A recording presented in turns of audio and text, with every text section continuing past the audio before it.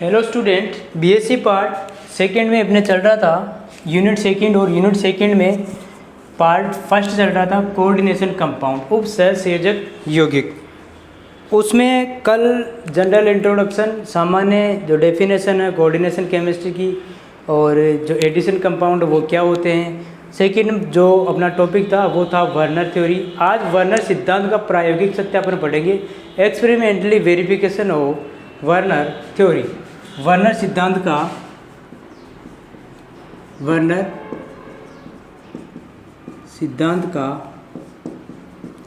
प्रायोगिक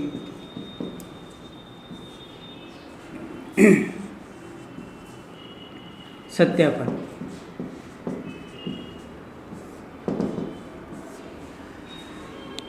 वर्नर सिद्धांत का प्रायोगिक सत्यापन, experimentally verification of Werner theory.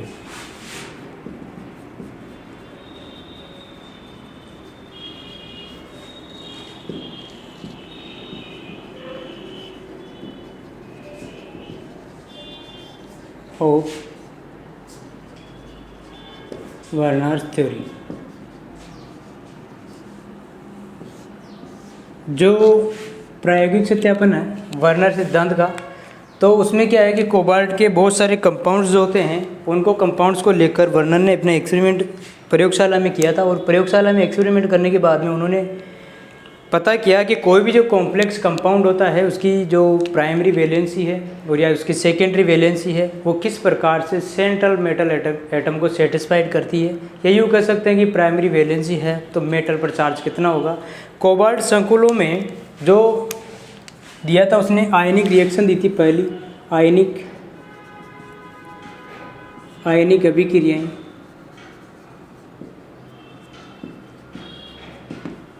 Ionic reaction,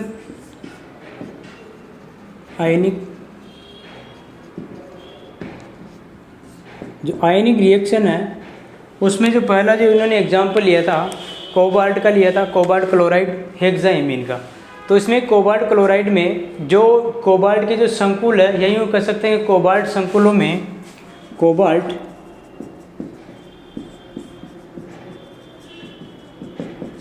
में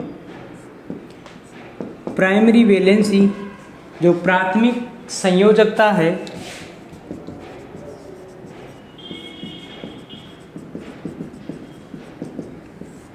प्राथमिक संयोजकता से जुड़े परमाणु या समूह,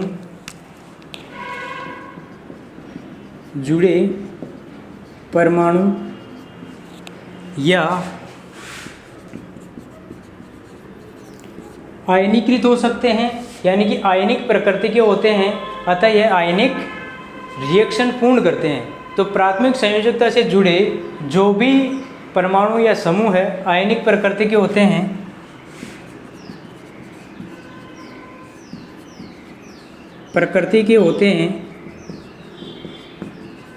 अतः यह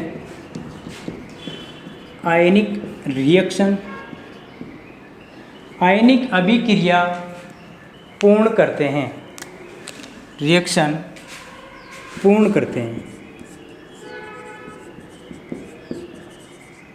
कहने का मतलब क्या हुआ कि जैसे मान लो कि ये मैंने कॉम्प्लेक्स ये लिया है, पहला एग्जाम्पल। इस एग्जाम्पल में इसकी यदि स्ट्रक्चर बनाई जाए, या यूँ कह दिया जाए कि इसको AgNO3 के साथ रिएक्ट करवाएं, इसको AgNO3 के साथ में, तो 3 मोल AgCl के बनते हैं। 3 मोल किसके बनेंगे? AgCl के। तो इसमें 3 क्लोराइड आयनित होते हैं। इसमें उक्त रिएक्शन में 3 Cl आयन, या जो आयन होते हैं क्लोराइड,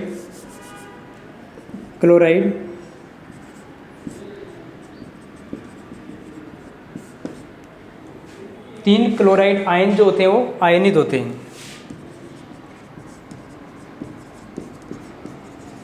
तो उक्त रिएक्शन में 3 क्लोरीन आयनित होते हैं जो कोबाल्ट के साथ प्राइमरी संयोजकता से जुड़े हुए हैं, जो कोबाल्ट के साथ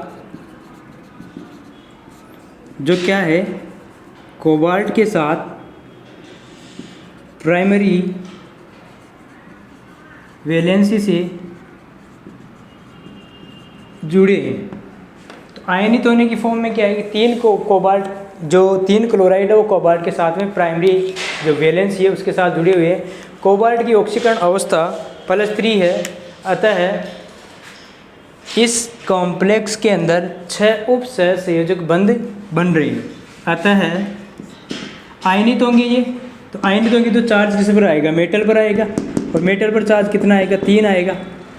अतः केंद्रीय धातु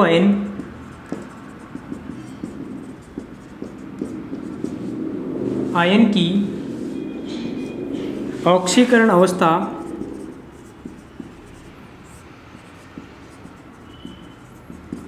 +3 है तथा 6 ligand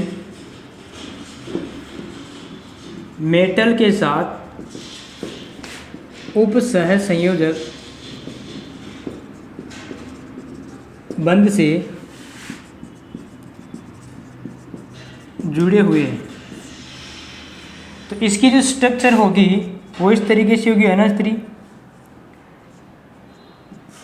NH3 NH3 NH3 NH3 NH3 3 3Cl-।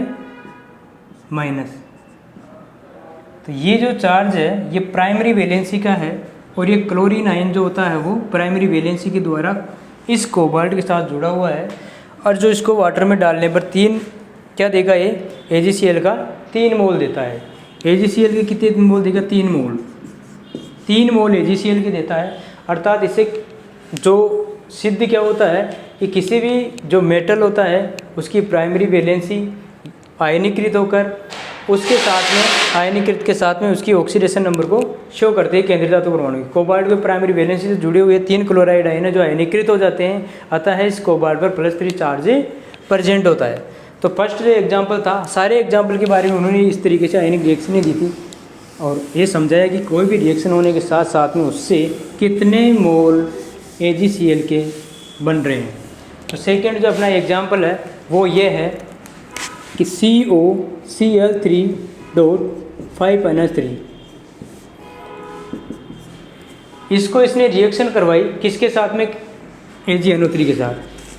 AgNO3 के साथ रिएक्शन करने के बाद ये 2 मोल AgCl के देता है। कितने मोल देता है, AgCl के 2 मोल देता है ये। तो कहने का मतलब क्या है कि 2 मोल AgCl का अवक्षेप बनता है, प्रिसिपिटेट बनता है अवक्षेप। 2 मोल क्या देगा, AgCl के। तो रिएक्शन किस तरीके से है कि COCl3 + AgNO3 = 2 AgCl। इस रिएक्शन के अंदर AgCl के कितने मोल बन रहे हैं, 2 मोल। अब 2 मोल इसमें Cl के 2 परमाणु ऐसे होने चाहिए जो आयनीकृत होने वाले हो। उसमें Cl के 2 परमाणु ऐसे होने चाहिए जो आयनीकृत हो या आयोनाइज्ड हो सके। आयनीकृत हो, जो आयनीकृत होने वाले हो, या फिर यूँ कह सकते हैं इन यौगिकों में एक Cl परमाणु दोहरी प्रकृति दर्शाता है। इनमें एक Cl परमाणु दोहरी प्रकृति दर्शाता है। यहाँ दोहरी प्रकृति दर्शाता, दोहरी प्रकृति से मतलब क्या है कि डबल नेचर दर्शाता। डबल नेचर का क्योंकि जैसे प्राइमरी वैलेंसी भी शो करेगा और सेकेंडरी वैलेंसी भी शो करेगा। जैसे इसके स्ट्रक्चर के बारे में पता करें तो इस तरीके से, अब जो ये जो स्ट्रक्चर है इसके अंदर ये जो इस तरीके से बना लो इसको, ये कोबाल्ट, ये NH3, ये NH3, ये NH3, ये NH3, ये Cl और ये NH3, ये 2+ और 2Cl-। ये स्ट्रक्चर है COCl3 5NH3 की, जिसमें एक Cl एटम्स होता है ये वाला ड्यूल, यानी कि प्राइमरी वैलेंसी और सेकेंडरी वैलेंसी दोनों ही वैलेंसियों को क्या करता है, प्रदर्शित करता है। अब इसमें क्या है कि जो प्राइमरी वैलेंसी है एक Cl प्राइमरी वैलेंसी के साथ और द्वितीय वैलेंसी के साथ दोनों ही वैलेंसी शो करता है, जबकि 2 Cl प्राइमरी वैलेंसी को शो करते हैं। तो यहाँ मेटल की द्वितीयक संयुक्त प्राइमरी वैलेंसी कितनी है, 2, इसीलिए इसका चार्ज कितना है, 2। और एक जो होता है वो प्राइमरी भी दर्शा सकता है और सेकेंडरी भी दर्शा सकता है। जो थर्ड एग्जाम्पल है इसका, इसके अंदर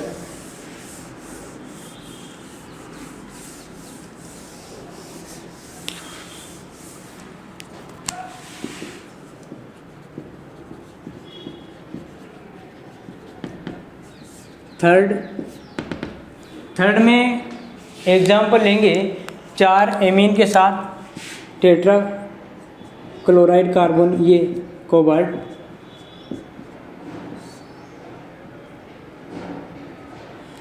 इसको AgNO3 के साथ रिएक्शन करवाएंगे तो 1 मोल AgCl का अवक्षेप प्राप्त होता है। इससे AgNO3 के साथ रिएक्शन, इसकी AgNO3 के साथ रिएक्शन कराने पर 1 मोल AgCl का अवक्षेप प्राप्त होता है। 1 मोल AgCl का अवक्षेप क्या होगा, प्राप्त होगा। जैसे रिएक्शन COCl3.4NH3 AgNO3, एक क्या बनेगा, AgCl का अवक्षेप बनेगा 1 मोल। तो 1 मोल AgCl के अवक्षेप बनता है। इसके अंदर क्या है कि इस अणु में क्लोरीन का एक ऋणायन तो कोबाल्ट के साथ प्राइमरी वैलेंसी को संतुष्ट करता है, जबकि शेष 2 क्लोराइड आयन कोबाल्ट की प्राइमरी और सेकेंडरी दोनों ही वैलेंसियों को क्या करता है, मतलब कि दोनों ही वैलेंसियों जो था वो सेटिस्फाइड करता है। तो इसमें क्या है कि जो इस तरीके की इसकी स्ट्रक्चर होगी, जैसे ये कोबाल्ट है, कोबाल्ट के स्ट्रक्चर के अंदर जैसे ये इस तरीके से स्ट्रक्चर बना दी ये वाली। अब इसमें क्या है कि जो एक क्लोरीन है ये वाला और एक क्लोरीन ये वाला, ये NH3 है, ये NH3 है, ये NH3 है और ये NH3 है। तो एक क्लोरीन तो प्राइमरी वैलेंसी के साथ और ये 2 क्लोरीन ऐसे हैं जो प्राइमरी और सेकेंडरी दोनों ही वैलेंसियों को क्या करता है, संयोजकता को प्रदर्शित करता है। तो इस अणु में या इस यौगिक में कोबाल्ट के साथ एक क्लोरीन परमाणु प्राइमरी वैलेंसी तथा 2 Cl परमाणु प्राइमरी वैलेंसी तथा सेकेंडरी वैलेंसी को दर्शाते हैं या संतुष्ट करते हैं, सेटिस्फाइड करते हैं। संकुल के अंदर ये किसकी स्ट्रक्चर है, इसकी। तो ये तो प्राइमरी वैलेंसी है और ये वाली दोनों ही प्राइमरी और सेकेंडरी दोनों ही प्रकार की वैलेंसियों को क्या करता है, प्रदर्शित करता है। आगे जो एक इसका एग्जाम्पल है लास्ट वाला 4th नंबर का, वो ऐसा है कि उस कॉम्प्लेक्स में या संकुल में एक भी AgCl अवक्षेपित नहीं होता या एक भी मोल AgCl का अवक्षेप नहीं देता, यानी कि अवक्षेपित नहीं होता है। जैसे एग्जाम्पल के लिए बात करें तो ये ले लें एग्जाम्पल COCl3.3NH3। इसके अंदर इसकी रिएक्शन किसके साथ में करवाएंगे, AgNO3 के साथ में रिएक्शन करवाएंगे तो ये कोई भी आयन अवक्षेपित नहीं होने देगा AgCl के। तो इसमें AgNO3 के साथ अवक्षेप नहीं देता है। यह है AgNO3 के साथ कोई अवक्षेप नहीं देता है, यानी कि AgNO3 के साथ कोई अवक्षेप नहीं देता, अर्थात इसमें एक भी क्लोरीन परमाणु ऐसा नहीं है जो कोबाल्ट के साथ, अर्थात इसमें एक भी Cl परमाणु ऐसा नहीं है जो कोबाल्ट के साथ प्राइमरी संयोजकता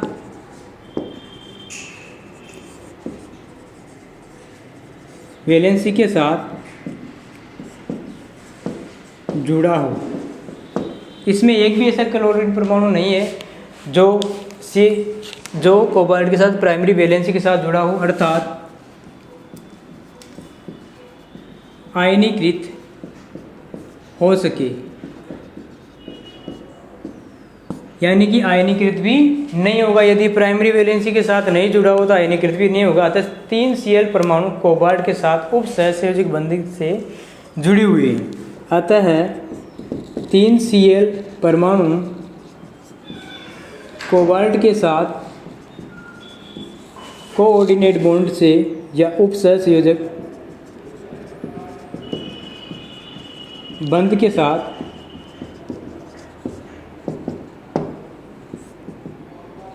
साथ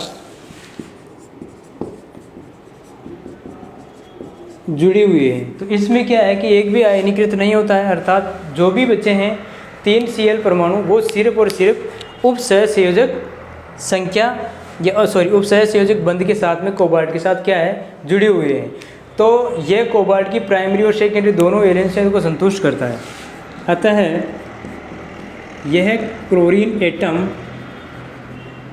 कोबाल्ट की primary valency and secondary valency दोनों को संतुष्ट करता है।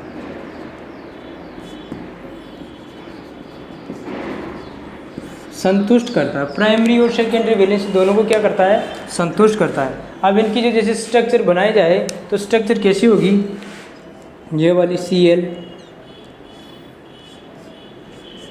ये NH3, ये कोबाल्ट, ये Cl NH3, Cl NH3। ये प्राइमरी और सेकेंडरी दोनों ही वैलेंसी को क्या करता है, सेटिस्फाइड करता है। COCl3 की स्ट्रक्चर है, COCl3.3NH3 की स्ट्रक्चर है जो कोबाल्ट के कंपाउंड है। इसके साथ में इन्होंने प्रायोगिक सत्यापन किया था कि वास्तव में ये प्राइमरी और द्वितीय वैलेंसी क्या होती है, क्या सेंट्रल मेटल एटम के साथ में जो प्राथमिक वैलेंसी है वो टूटकर आयोनाइज्ड होती है, AgCl कितने मोल देती है, जितने मोल देंगे उतने ही मोल की उस पर एटम पर क्या आएगी, उसकी ऑक्सीडेशन नंबर आएगा। तो ये तो फर्स्ट था इसने आयनीकृत।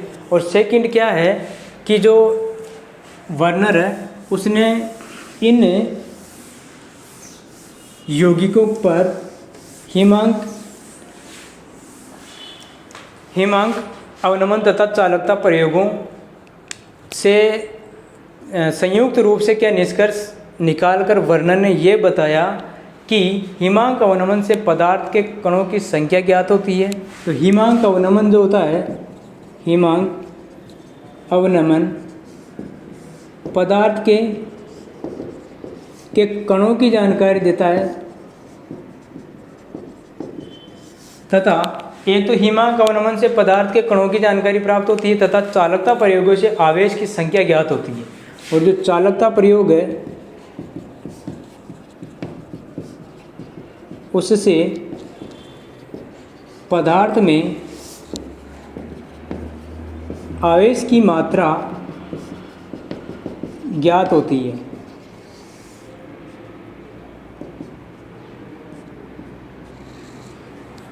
तो ये सेकंड था इसका कि हिमांक अवनमन से पदार्थ के कणों की जानकारी प्राप्त की इन्होंने और चालकता प्रयोग कर उससे पदार्थ में उपस्थित आवेश की गणना प्राप्त की। तो यूँ कह सकते हैं कि हिमांक अवनमन तथा चालकता प्रयोगों के संयुक्त निष्कर्ष से हिमांक अवनमन तथा चालकता प्रयोगों से संयुक्त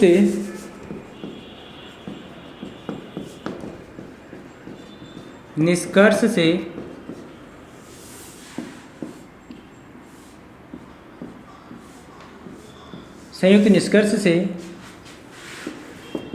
प्राप्त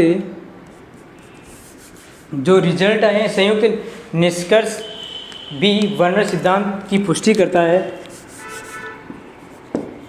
वर्नर सिद्धांत की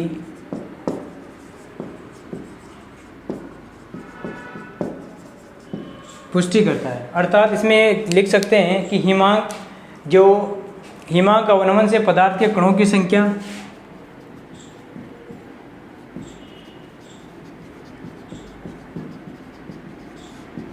पदार्थ के कणों